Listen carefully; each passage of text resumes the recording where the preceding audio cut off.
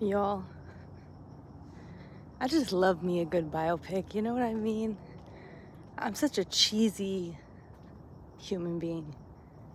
That's cute. Mean and human being. Rhyme. I just watched the Serena Williams biopic about their family and their dad.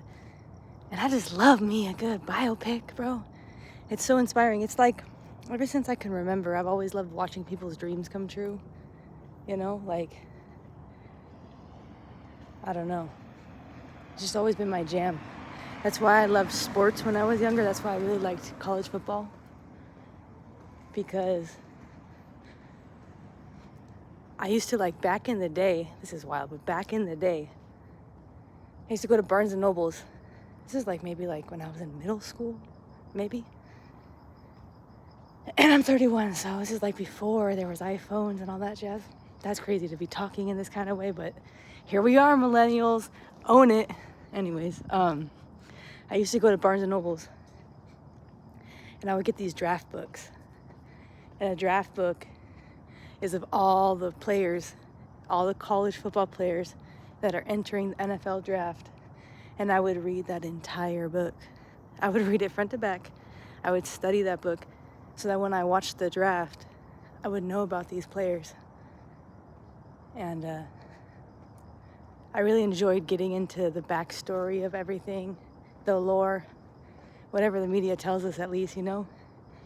It just made the storyline of sports and life more exciting, because for those of you that didn't know, sports was like probably my first love, really. Like, I loved watching sports. I love watching baseball. I love watching basketball. I love watching football. I I don't know what kind of video games you like to play, but like Madden is my game. You know, MLB The Show, 2K. And I'm not like really like an online player. Like I'll dabble in it on 2K, but like my jam is like playing franchise, or like playing like as I prefer playing franchise, which means you like control the entire team, and you could control like the backstory of everything, and then play the games. And I just like to like make superstars. Like I used to love to like in Madden like draft,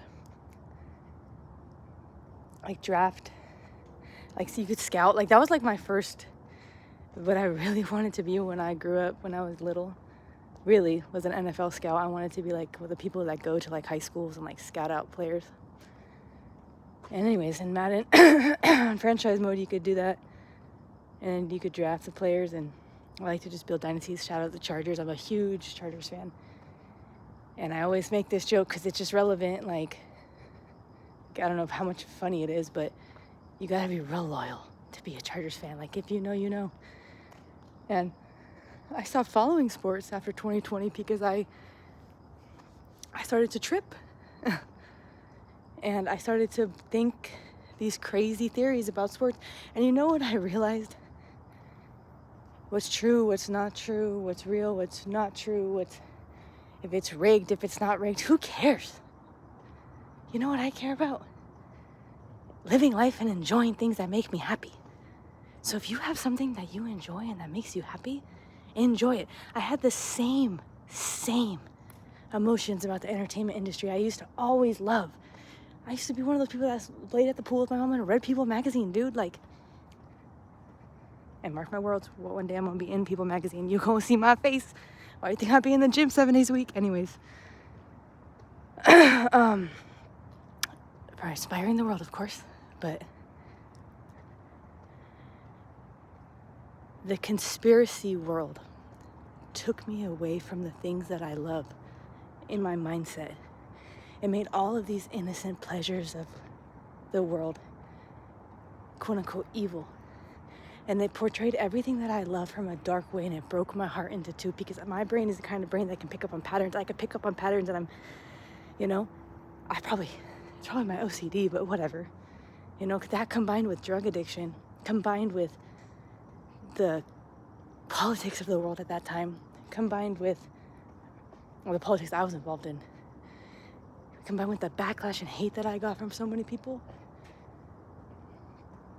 and the negative things that I was consistently reading, and the things going on that were going on around me, jaded my point of view so badly that this beautiful world that I love, this innocence. I said it the other day, my ignorance before 2020, I miss it. And girls and boys, ladies and gentlemen, I've been living in that ignorance again by choice because it's better that way. Is it ignorant, or is it switching your mindset? Is it ignorant, or is it looking for things and not look? Why don't you look at things from a positive pattern? You know, turn off the news. And for those who know, and I'm just gonna say the number 17, bro, green, you know, we are the news now. So report happy things that make other people feel beneficial to their life and positive, and allow people to love the world again. I remember I watched the Grammys last year for the first time again, or this beginning of this year, and I seen Sabrina Carpenter and Chappelle Roan for the first time, and I was blown away. First of all, how talented they are, but like, and watching the Oscars again and all this stuff after like thinking whatever I thought about it for so long, and the joy that it brought me to watch these things that I love. I was a theater nerd when I was I was a theater kid when I was little. I always wanted to be involved in that industry, and that I love the entertainment world. And I'm so grateful to be able to love it again. And I'm so sorry that I fell into that trap. And allow me to put this olive branch from me to society, to anybody else who's trapped in the cycle of darkness. You can get out and you can enjoy life again. Change the channel, love your life, see the positive, and do what makes you happy and follow your dreams. What a great biopic that was. My biopic gonna be amazing because it's gonna show how I got out of this shit and how I carried other people out of this shit, out of the darkness into light, with Alina Robbins, 6 9 Lives. Step Baddies, love your life. Stay beautiful.